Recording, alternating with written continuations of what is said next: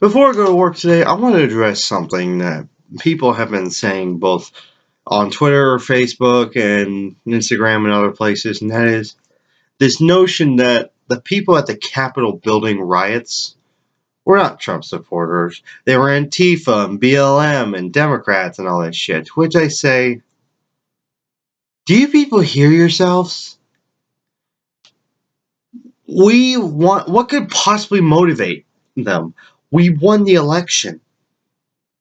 We won the election. Why would we do this? And first of all, no, they weren't. They say that it was Antifa and BLM and Democrats disguised as Trump supporters. Now, what could possibly motivate them to do that? To make y'all look bad? You already do that when you reject the election, act like sore losers, worship Trump like he's God, say he's basically chosen by God, and say he's going to have another 4 years, even though he isn't. And you continue this claim of cheating. Oh, and the fact that you stormed the Capitol building. And even before the election, y'all were all saying, oh, if Trump loses, we're going to start a civil war. Right. So that's what a gracious loser sounds like. Yeah. Yeah. Yeah. True patriots reject democracy when it doesn't go their way.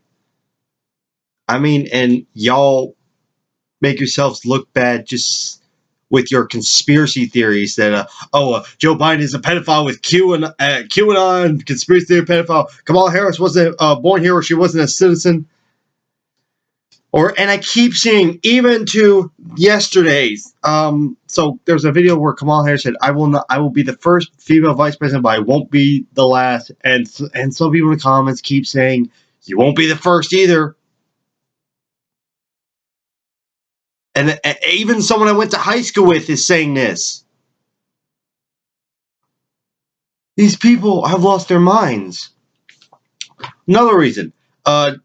Some people, one person on, some idiot on Facebook, I pointed out that there's a meme where it says, only, it takes a certain level of stupidity to think that the left would dress up as the Trump supporters to change and raid the Capitol to change the results of an election they've already won. And someone said it wasn't to change it; it was to stop the objection of the Electoral College ballots. And I'm like, that's not what happened. But even if you would have more of a leg to stand on if Republicans control both the Senate and the House, even momentarily. Now, the Senate, until the 20th, do control the House. Until Wednesday. But they do, no matter what happens both then and Wednesday, they do not control the House. It takes both the House and the Senate to object to any electors. And as much as I hate Nancy Pelosi, she and her party, the Democrats, control the House. So Ted Cruz and his objecting to the Electoral College was just simple grandstanding. He's simply trying to attract voters to his side for when he runs in 2024. By the way, I want to point something out. Some of y'all will blast Obama for not being born here, even though he was, and saying he's illegitimate to be president because he was born in another country, even though he wasn't. He was born in Hawaii. Yet you'll support Ted Cruz, who literally does not deny being born in Canada. Now, what's so different about Ted Cruz than Obama that would make people just simply let slide that, oh, I don't know, he was born in another country? I'll let you decide. There is no motive for us, BLM and Antifa. I'm not with Antifa, but there's no motive. There is nothing. You know what this is? When they say, oh, it was Antifa and BLM, it's to deflect blame. You want to take blame off your side and project it onto us because you want to pretend that your side is perfect, that you're all constitutional and patriots and all that bullshit. I'm not saying our side is perfect, But at least we accept reality. We accept climate change as actual science. We accept science as science. We don't think that essential oils will cure anything. I have seen so many Christians on the right say that no, you shouldn't get a vaccine. Just rely on God. How about we both rely on God and vaccines? I'll pray that nothing bad happens to me while they're giving me a vaccine. You know, I'm going to list all the conspiracy theories by Republicans and the ones by Democrats. They Obama's birth certificate fake. Vote by mail, which our military done since Civil War, rigged. Jade Helm, the theory that the United States is going to invade Texas, even though the United States already owns Texas. COVID, hoax. Science and vaccines, rigged. It's New World Order crap. QAnon, Deep State, Benghazi, Hillary's email, Whitewater. Now they're saying that Osama bin Laden is still alive and that SEAL Team 6 killed a body double. Come on, folks. No matter how much you hate Obama, you gotta give him that. He killed bin Laden from a political point of view. Okay? Osama bin Laden, you cannot take that from Obama. I hate Obama now, but you can't take that from him. Oh, they claim that the SEAL Team 6 was killed in a blood sacrifice arranged by Hillary Clinton and Joe Biden. Shocking. You know, how many? Now let's look at the conspiracy theories done by the Democrats. Russiagate. Oh, that's it? That's all? Yeah, Russiagate. And let me tell you, it's dumb. Now, there is a fact that the Russians did interfere in our elections. It's FBI proven. And I hate the FBI, but when it comes to their investigations, you should listen. Like, I hate what they do, their methods, but yeah, when they come out and said, yeah, the FBI interfered in our election, they'd be like, damn. But not to the extent. I don't believe in Russiagate like that. Oh, he's a Manchurian candidate. Well, they've got the P tape on him. That's why he's all doing shit that Putin likes. He also did shit Putin didn't like. I don't believe in conspiracy. The only conspiracy I think is bears any merit is Jeffrey Epstein didn't kill himself. And let me tell you something. I bet even the people who were told to say that to the public, like they were like, "You want me to go on television and say that Jeffrey Epstein killed himself?" Yes. No one's going to believe this. I don't care. Just say it. No one is going to believe this. That's the only one. And that's not really a left or right. You know, both people on both sides say Jeffrey Epstein didn't kill himself, so it's not a Democrat or Republican thing. But the point is, we had one stupid conspiracy theory compared to so many others. And they came up with all sorts of conspiracy theories about Obama. He was going to do this. He was going to kill more people than Pol Pot. He's going to confiscate guns. He's going to declare an Islamic caliphate. He's going to force you to gay marry your neighbor. It was just... Republicans, they hold on to these conspiracy theories to make themselves feel better, to make themselves feel smarter. You people literally think that Black Lives Matter would storm the Capitol to change an election that they've already won? We won the election. But you people can't accept that, and you people can't accept that Trump supporters waving Trump flags stormed the Capitol building and tried to kill Mike Pence and other people, which, by the way, was helped by at least 3 congressmen, including Laura Lopart or something like that. They should be expelled. But you people don't care. All you people care about, you don't care about democracy. All you care about is your power. What is it about Democrats that you hate about us so much? Not saying that we're perfect, but is it because we care about people more than you? That we want to help them, including women, blacks, gays, Jews? Does it threaten your white supremacist power? Does it make you feel less of a person if you are not constantly putting your boot on people's necks?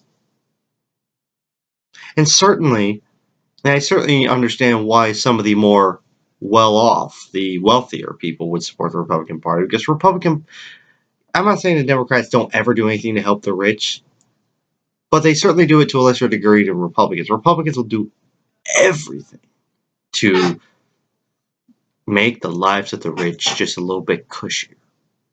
Tax cuts, bailouts, industry written laws, deregulations, wars. Just Democrats, they have a lot of baggage, but they do tend to do a little bit more for the people than Republicans do. And used to be Republicans 120 years ago that used to be the party of the people. For 8 whole years, from 1901 to 1909, Theodore Roosevelt, a Republican, he broke the monopolies, introduced antitrust laws, helped the poor, did the whole child labor laws.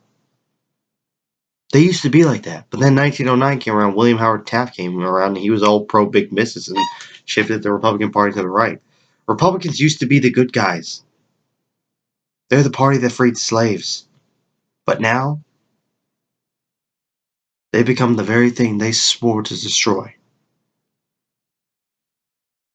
Because this is what happens when you allow idiots like Ronald Reagan to come around and say, hey, everybody, greed is good. War is profitable and good.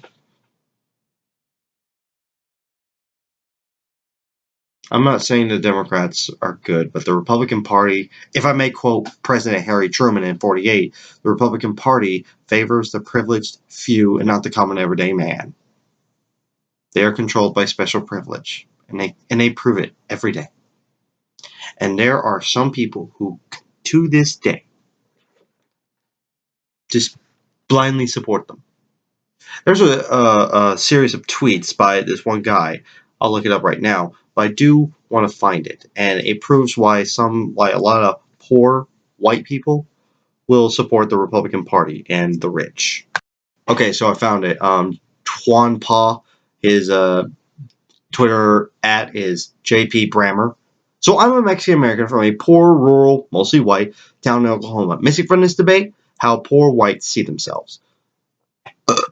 Excuse me. If you're wondering how poor, exploited white people could vote for a dude with a golden elevator who will fuck them over, here's how. They don't see themselves as poor. They don't base their identity on it. They see themselves as temporarily embarrassed millionaires. The stigma against poverty is incredibly strong. It is shameful to be poor, to not have the comforts of the middle class, so they pretend that they aren't poor. They're willing to lie to make it seem like they aren't poor. They purchase things to make it seem like they're not. In my town, wealth isn't associated with greed, but with hard work and inherent goodness. You are blessed if you have material wealth. When they see Trump, who had all of his wealth handed to him by his father, they don't see an extortionist who is rich because of the very conditions that keep their own communities in poverty. They see someone who worked hard and was justly rewarded with wealth. How delusional. Most men, especially, think that they too could be Trump were it not for the unfair obstacles who put in their way. White men who don't consider themselves successful enough have so many excuses for their failures. The idea that immigrants are the reason they're poor and not wealthy like Trump is so appealing. It takes shame and blame away from them. And here we have a man who they think tells it like it is, which is basically saying every racist thing in their head except for the N-word, and is willing to name things like this, the things stealing prosperity out of their hands. If these people saw themselves as an exploited class of people, if American culture didn't stigmatize poverty so much, it might be different. But America has so entangled wealth with goodness and poverty with moral deficiency that they can't build that identity. They won't. Trump is rich, and so according to American criteria, he's also wise, fair, moral, deserving, strong, clever. He has to be. Capitalism and the American dream teach that poverty is a temporary state and that can be transcended with hard work and cleverness. To fail to transcend poverty and to admit you're poor is to admit you're neither hardworking or clever. It is cultural brainwashing. So if an exploited class of people don't want to admit they're exploited and they blame others for their oppression, what manifests? Xenophobia, hatred of anyone who is different, queer people, minorities. I don't say people of color. I think it's stupid. These people are eroding the goodness of America. And if they just stop ruining America, then the perfect design of America would work again and deliver prosperity. I'm telling you, as someone who has spent most of his entire life in this environment, that if you think cities are a bubble, good God. How you balance these realities and what conclusions you reach to improve the lives of both, well, I'm not smart enough to have the answer. Still, we need to understand the identity working class white people have built for themselves, one diametrically opposed to, well, reality. Because Trump won't make them rich. Even if he deports all brown people, it won't bring them what they are hoping for. That's the secret. That's why people support Trump and the Republican Party. It'd be funny if it weren't so pathetic. No, what the heck, I'll laugh anyway. Because they think, oh, if they just cut enough taxes, that I'll be rich one day. These people are delusional. Not everyone's going to be rich. Some people are just going to be rich, and some people aren't. And that's okay. You can be successful and just simply live in a middle-class suburban house and not have bitches coming at you simply because you got money, or a yacht that fits inside a bigger yacht, or a boat that fits inside a yacht. You don't have to be rich to be successful or happy. Now, money does buy happiness. I think the phrase should be money doesn't buy love. But yeah, money does buy happiness, but having excessive money is not everything. It's not shameful to live in poverty, and it's definitely not shameful to just be like in the middle. In the middle between rich and poor. But white Republicans will never admit that. They think you're a failure if you're poor. It's not because the system fails, it's because you failed. And this is what leads to rise of people like Trump. Biden better do some good things for America, or else we're just going to have another more competent Trump. Ugh, Ted Cruz, I can't imagine him. Well, anyway, just, and people don't, mock those that need to be mocked, but don't treat all Trump supporters, because some people didn't vote for the racism. Some people voted for the economic. He did promise, I'm going to keep your jobs, even though he didn't. Not everyone who voted for Trump was just a hood-wearing racist. And we got to quit treating them like such. Now, if they start acting like idiots, then sure, call them out for it. Mock them. But don't just see, Trump supporter, therefore you're idiot. You're not gonna bring them to your side by mocking them. Now, mock those who obviously aren't going to abandon Trump no matter what he does. Like God himself could come down from heaven and say, yeah, I do not endorse Donald Trump. It's like, well, fuck you, God. He's my new guy. But don't mock those who are like, I voted for Trump because I viewed him better than Hillary on economic policies. Don't mock them, because you're not going to bring them to your side. You're just going to harden their hearts more. Well, anyway, stay awesome, stay progressive, and may the force be with you.